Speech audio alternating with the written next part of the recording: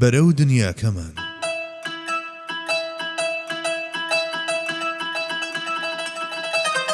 بەرجی دووەم نووسینی مامۆستا محەممەد فەتحوڵڵا گولەن. هەموو دینەکان لەسەر هەمان بناغەدا مەزراون و پەنجەیان بۆ هەمان حەقیقەت درێژ کردووە. هەموو پێغەمبەرێک کە خوا ناردوێتی لە ڕووی یاسا و ڕێسا بنەڕەتیەکانەوە وەک بەردەوامی دەر و تەواوکەری ئەوەی پێشخۆی هاتووە و پەیامی ئەوانەی پێشخۆی دووپات کردووەتەوە و بە گوێرەی هەل و مەرج و ژینگە جۆراوجۆرەکان کامەڵی کردووە و ئەو بابەتانەی پێویستیان بە ڕوونکردنەوەی زیاتر بێتشی کردوونەتەوە و ئەو لایەنانەش کە نوێبوونەوەیان گەرەک بووە تازەی کردوونەتەوە و هەمیشە لە دەوری چەند بابەتێکی هاوبەش کۆبوونەتەوە. تەوحید و پێغەمبەرایەتی و زیندووبوونەوە و عیبادەت یەکەمین بابەتی هەموو پێغەمبەرێک بووە. بەڵێ ئەم بناغانەی سەرەوە ناوەڕۆکی پێیامی سەرجەم پێغەمبەران سەلامی خوایان لەسەر بێت و نێردراوەکانی پێکهێناوە و پێک دەهێنێت. جیاوازیەکان لە بواری جێبەجێکردندا و جیاوازی تاوتوێکردنی بابەتەکان وەک کورتکردنەوەی هەندێک و درێژە پێدان ڕوونکردنەوە بە هەندێکی تر و ڕەهاکردنی لایەنێک و سنووردارکردنی لایەنێکی دیکە و ئاشکراکردنی مەسەلەیەک و باسکردنی دانەیەکی تر بە شێوەیەکی شاراوە و هاوشێوەکانیان بە تەواوەتی پەیوەندی بە توانای تێگەیشتنی مرۆڤ و ئاستی پێشکەوتن و شارستانیەتیەوە هەیە. خوای گەورە بە گوێرەی ئاستی زانست و تێگەیشتنی هەر نەتەوەیەک چۆنیەتی کێشەکانی و جۆری پێداویستیەکانی فەرمان و ئامۆژگاری دەربارەی بوارە لاوەچیەکان بۆ دابەزاندووە و یاسای تایبەتی بۆ داناوە و سەر لە نوێ بەپێی توانای تێگەیشتنی قسە بۆ کراوەکان فەرمانە تەکوینیەکان و تەشریعیەکانی ڕوون کردوێتەوە و لە هەر سەردەمێکدا گفتاری پیرۆزی خۆی لە شێوەی شەپۆلی تەجەلی جۆراوجۆردا بۆ کۆمەڵگە جیاوازەکان بەیان کردووە. بەم جۆرە هەرچەندە یەکێتی ناوەڕۆک و ئامانج پارێزراوە، بەڵام لە بابەتەکانی وەک درێژە پێدانی کوردبڕیەکان و ڕەهاکردنی سنووردارەکان و گەشتاندنی تایبەتەکان و ئاشکراکردنی شاراوەکان و هاوچەشنەکانیاندا جیاوازی و نوێبوونەوەکان هەر بەردەوام بوون، چونکە چەندین بابەتی واهن کە پوختەیەک لێی بەسە بۆ کۆمەڵگا سەرەتایی و دەشتەچیەکان، بەڵام درێژە پێدان و ڕوونکردنەوەی هەمان بابەت بۆ کۆمەڵگا پێشکەوت و شارستانیەتیەکان شتێکی پێویستە. لەبەر ئەم هۆیە هەمیشە لەسەر ئاستی بابەتە لاوەچیەکان تێبینی جۆرێک لە گۆڕان دەکرێت لە نێوان پەیامی هەر لە یەکەم پێغەمبەرەوە هەتا دوایین نێرراو، بەڵام هیچ یەکێک لەم گۆڕانانە توخنی ڕۆحی پەیامە سەرەکیەکان ناکەون و چوارچێوەی شتانی لاوەچی تێناپەڕێنن. هەرچی جیاوازی و ناکۆچی و دژایەتی و بربەرەکانێش هەیە لە نێوان شوێن کەوتوانی ئاینە ئاسمانیەکاندا، ئەوە لە ڕاوەی هەڵە و لادان و هەوا و ئارەزووی ئەو شوێن کەوتووە دواکەوتوانەی دینەکانەوە کە ڕازگۆ نەبوون لەگەڵ پەیامە خواییەکاندا و نەوەی قین و نەفرەت و سوود و بەرژەوەندین سەرچاوە دەگرێت، نەک لە دین و دینداریەوە.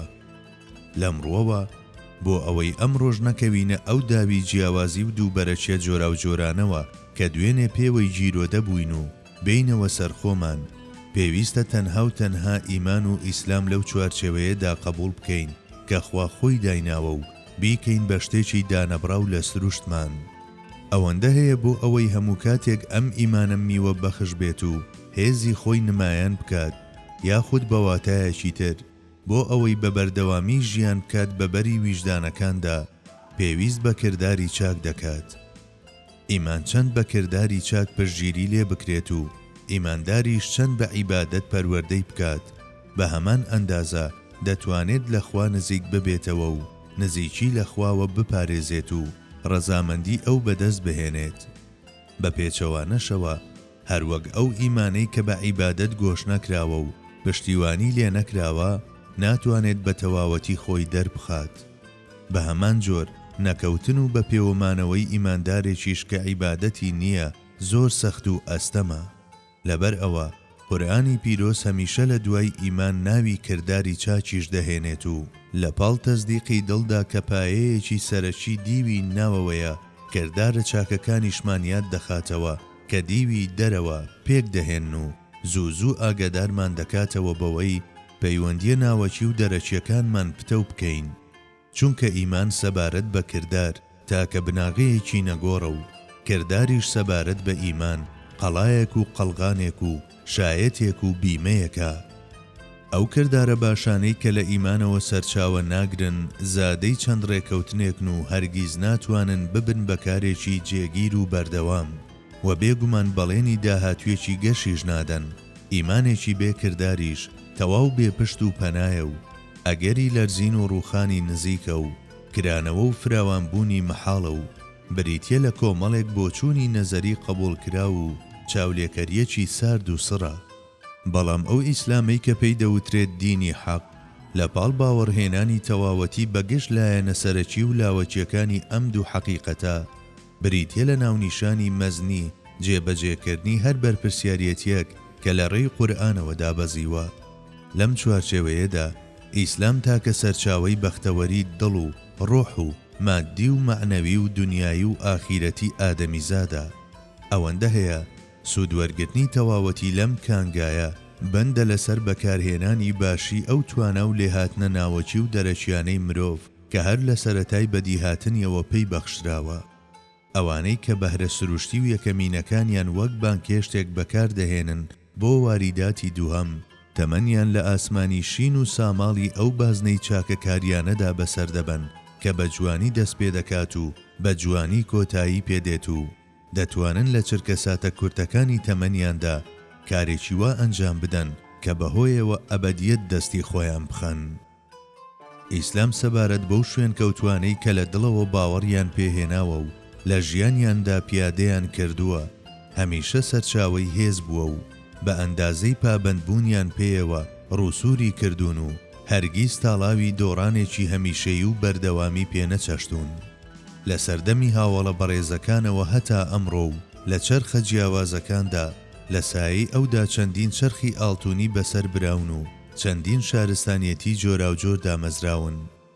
بە پێچەوانەشەوە لەو کاتە شومانەدا کە پشت لە دین کراوە و لە ژیان دابڕێنراوە ڕووخان بە دوای ڕووخاندا هاتووە و حەشاماتەکان هەمیشە لە نائومێدیدا تلاونەتەوە و کۆمەڵگا بە هیچ شێوەیەک نەیتوانیوە پشتی چەماوەی خۆی ڕاست بکاتەوە.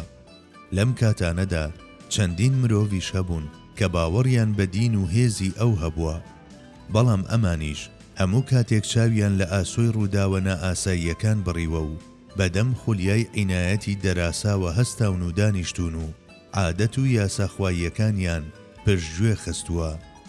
هەرچەندە ئیمانداران پێویستە باوەڕیان هەبێت بە هەندێک لوتف و چاودێری تایبەتی خوایی، وەلێ نابێت هەرگیز ئەوە لە یاد بکەن کە هەوڵ و کۆشش لە حوکمی هۆکار و بانگەوازدان بۆ ڕاکێشانی ئەم عینایەتە. خوا لە قورئاندا دەفەرموێت والذين جاهدوا فينا لنهدينهم سبلنا. ئەوانەش لە پێناو ئێمەدا و بۆ بەدەستێنانی ڕەزامەندی ئێمە هەوڵ و کۆششیان کردووە و خۆیان ماندوو کردووە. سوێن بەخوا بەڕاستی ئەوانە ڕێنمویی دەکەین بۆ هەموو ڕێگەیەکی چاک و دروستی خۆمان. ئەم ئاەتە پیرۆزە ئەوەمان یاد دەخاتەوە کە ئەو لوتف و چاکەکاریانەی خوای گەورە بەدیان دەهێنێت دیسان لە حاڵەتی ئیقتیراندان لەگەڵ هەوڵ و کۆشش و ئیرادەی ئادەمیزاددا و لە هەمان ئەو کاتەدا کە ڕێ بە شیرک و هاوبەشێتی نادات ئاماژەی بە گرنگی هەوڵ و کۆشش کردووە وەک تەجەلیەکی ئاور لێدانەوە تایبەتیەکانی.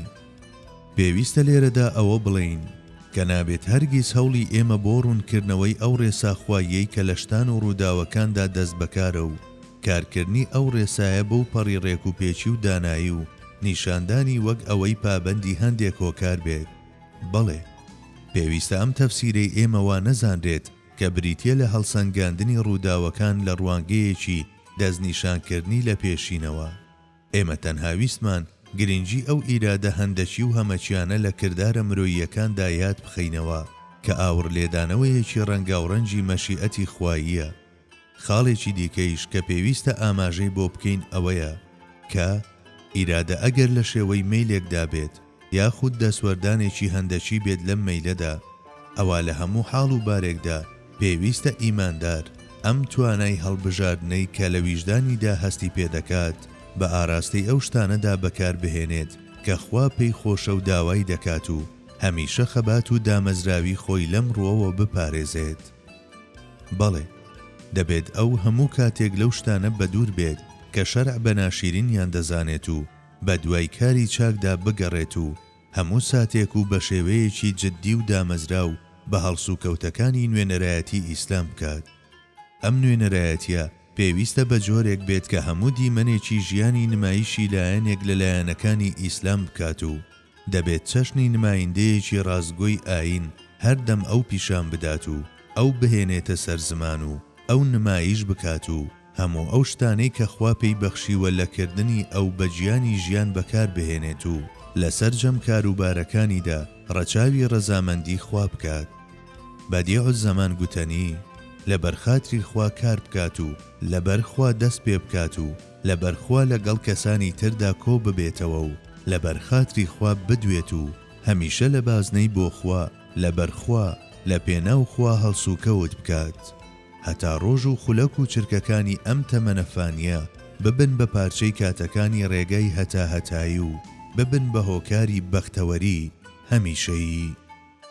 ئیماندار دەبێت هەموو کاتێک بە نیەت و تەسەورەکانی و ئیرادە و نەخشەکانی لە خەمی پەروەردەکردنی ئیمانەکەی دابێت و مافی موسڵمانیەتی بدات و تەنانەت بۆ خولەچێک و بۆ چرکەیەکیش هەرگیز خۆی دووچاری غەفڵەت و بۆنکردن نەکات.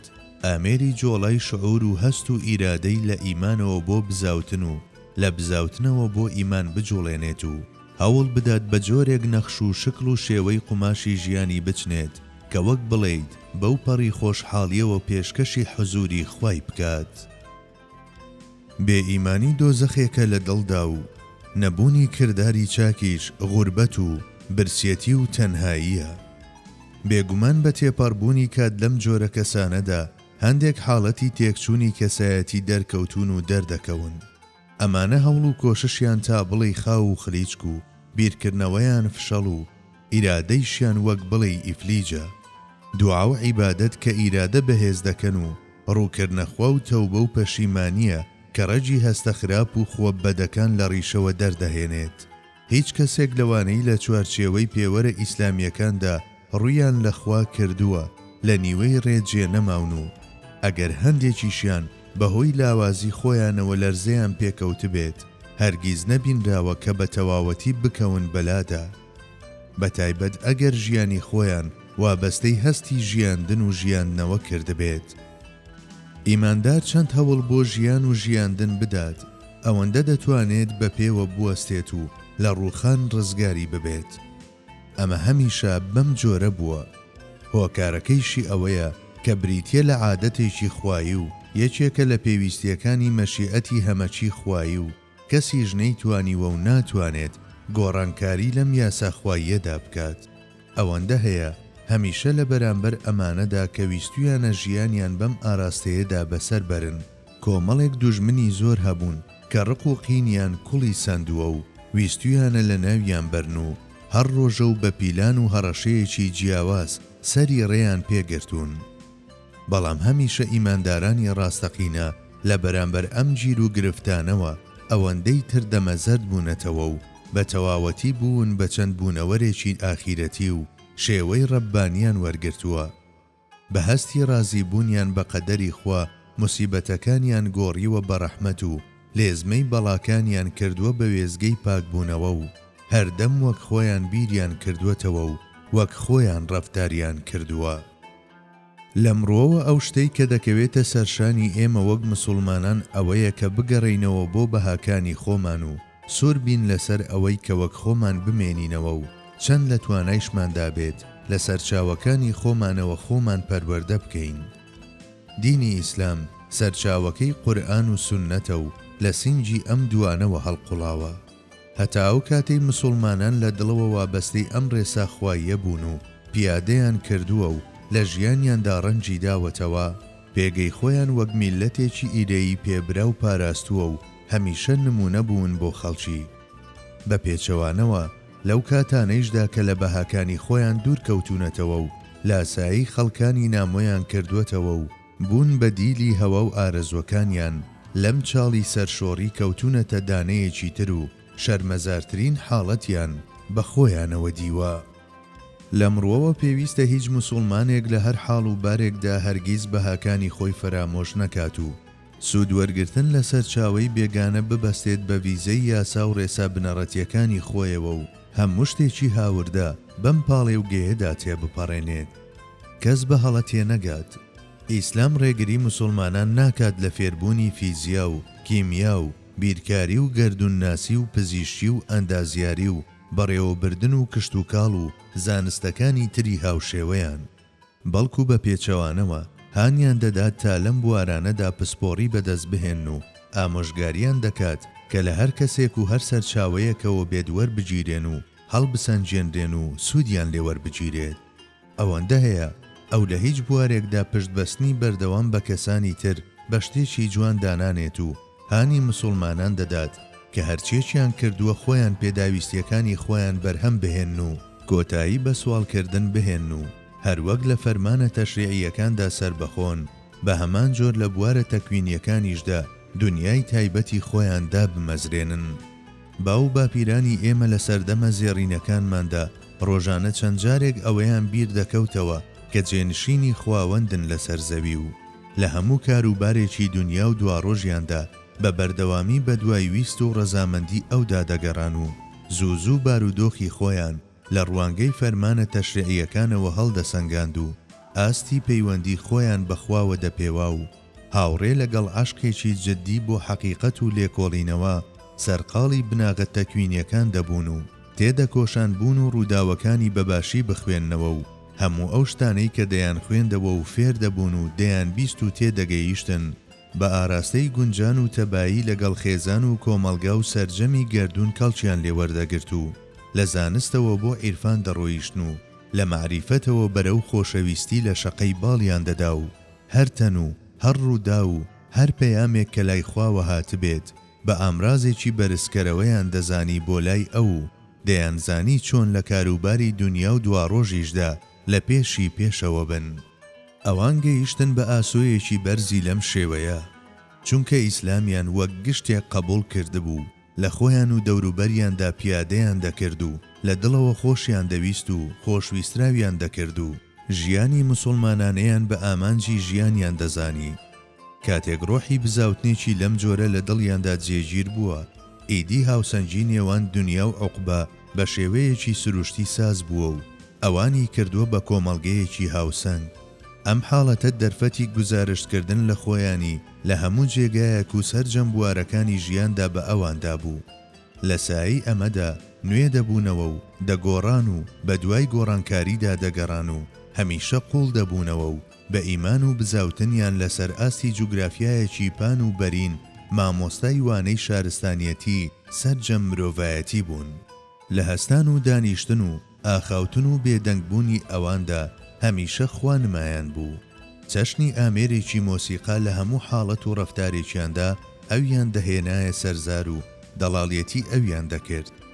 بەم قوڵی و عیرفانەیان وەک بڵێ کۆمەڵەی سەحابیەکان بوون و وەک نوێنەرانی زۆرێک لەو خەسڵەتانەوا بوون کە تایبەتمەند بوون بە بینین و هاوڵیەتی پێغەمبەر صلی الله عەلەیه وسلم.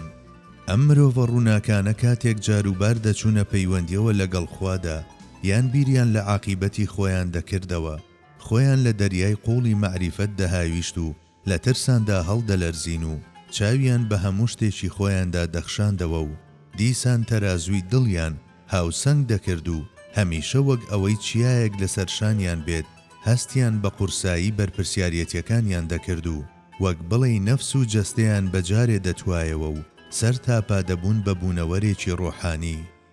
بە تایبەت ئەگەر سەدای قورئان و ڕاستی قورئانیەکان برژایەتە دڵیانەوە، ئیدی لە هەر یەکێک لەو دڵانەدا کە وەک ماڵی خوداوا بوون هیچ تێبینیەکی بێگانە نەدەما و تەنها بیر لە ئەو دەکرایەوە و ئەو دەبیسترا و ڕۆژان لەگەڵ ئەودا هەڵدەهاتن و لەگەڵ ئەودا ئاوا دەبوون. لە ڕاستیدا مەحاڵە دڵێکی ئیماندار لە یەک کاتدا ئیسلام و باوەڕ و جیهانبینیەکانی دیکەی تیادا جێبێتەوە. هەر کە ئیسلام چووە دڵێکەوە سەرجەم بۆ چوونە هەڵە و قبوڵکراوەکان ڕیشەکەن دەکات و فڕێیان دەدات و عیبادەت ڕەنجی خۆی لە گشت لایەکی دەدات و شعوری ئیحسان وەک قەڵغانێک دەیخاتە ژێر پارێزگاری خۆیەوە و لەوێدا تەنها ئەو شنە بایانە دەمێننەوە کە لای ئەوەوە هاتوون. لە سایەی پەیوەندیەکی لەم جۆرە لەگەڵ خوادا لە بیر و ڕەفتارەکانی مرۆڤدا ڕاستڕەویەکی بە هەڵەدانەچوو، دڵسۆزیەکی بەردەوام و هەستی هاریکاریەکی هەمیشەیی و هەوڵی یارمەتیدانی یەکتر لە دڵەوە و ڕەوشتێکی ئاخیرەتیانە بەدیار دەکەوێت. ئیمانێک کە تا ئەم ئەندازەیە ڕۆچوو بێت بە جیهانی ناوەوەی مرۆڤدا لە هەموو حاڵەتێکی ئیمانداردا خۆی نمایان دەکات و لە فەرمانبەری و بازرگانی و مامەڵەی بازار و فرۆشتن و لە گشت چالاکیە کۆمەڵایەتیەکانیدا هەڵسوکەوتەکانی دەخاتە ژێر کاریگەری خۆیەوە و شێوە و معنای خۆی لە ڕۆحی ئەودا هەڵدەکۆڵێت و بە تێپەڕبوونی کات ئەم نوێنەیە وەکو هۆنراوەیەکی معنەوی لێدێت کە لە ڕوخساری ڕەفتارەکانی ئەودا دەخوێنرێتەوە و پێدەچێت ناوەڕۆکی وتەی کاتێک دەبینرێت خوا دەخاتەوە یادی خەڵک لە ئیماندارێکی لەم جۆرەدا هات پێتە دی. بەڕای ئێمە مانای ڕاستەقینەی ئیمان و ئیسلام ئەمەیە و دینیش ناونیشانی کۆی ئەو یاسا و ڕێسایانەیە کە خوا دایناوە و دینداریش بریتیە لە ناوی ئەو حاڵەتەی کاتێک ئەم ڕاستیە مەزنە دەبێت بە گیانی ژیان سەرەتاکەی دەگەڕێتەوە بۆ جوانترین وتە کە شایەتمانە و ئەنجام و کۆتاییەکەیشی هەتا بینینی خوای گەورە درێژ دەبێتەوە. هەر کەسێک لەم چوارچێوەیەدا قبوڵی بکات و جێبەجێی بکات لە ڕوانگەی قورئان و سوننەتەوە بە ئیماندار و مسلمان و دیندار دادەنرێت و ناوبردنیان بە هەر ناونیشانێکی تر بێڕێزیە بەرامبەریان. لە زانستی دەستەواژە ناسی ئیسلامیدا دەستەواژەکانی وەک ئیسلام و مسلمان و دیندار هەن، بەڵام دەستەواژە گەلێکی وەک ئیسلامچی یان دینچی بوونیان نییە کە بێگانەکان بە ئەنقەس ترنجاندویانەتە نێو زمانمانەوە و نەزانەکانیش بەکاری دەهێنن. ئەگەر لە دین یان لە جیهانبینیەکانی دیکەدا کە لە شێوەی دیندا ئەم جۆرە دەربڕینانەش بوونیان هەبێت، هەرگیز هەتا ئەم ڕۆژگارە لە دینی ئێمەدا ڕێی لە بۆچوونی وا هەڵ نەکەوتووە و لە داهاتووشدا هەڵ ناکەوێت. بە گوێرەی دین ئەو مسلمانەی کە هەڵەیە خود تاوان دەکات گوناهبارە، بەڵام دیسانیش ئیماندارە. کەسێکی لەم شێوەیە ئەگەر هەندێک لە پایەکانی ئیسلامی شتەرک بکات دیسان بە مسلمان دادەنرێت. لەم ڕووەوە هەروەک ناونانی کەسێک کە بیەوێت بە تەواوەتی و ڕێکوپێکی دینی خۆی بژی بە ئیسلامچی یان دینچی چەند نابەجێیە، بە هەمان جۆر ناونانی ئەو کەسانەش کە هەندێک لە فەرمانەکانی ئیسلام جێبەجێ ناکەن یاخود ناتوانن جێبەجێ بکەن بە کافر و گومڕا و فاسق بە ئەندازەی ئەوە بێڕێزیە.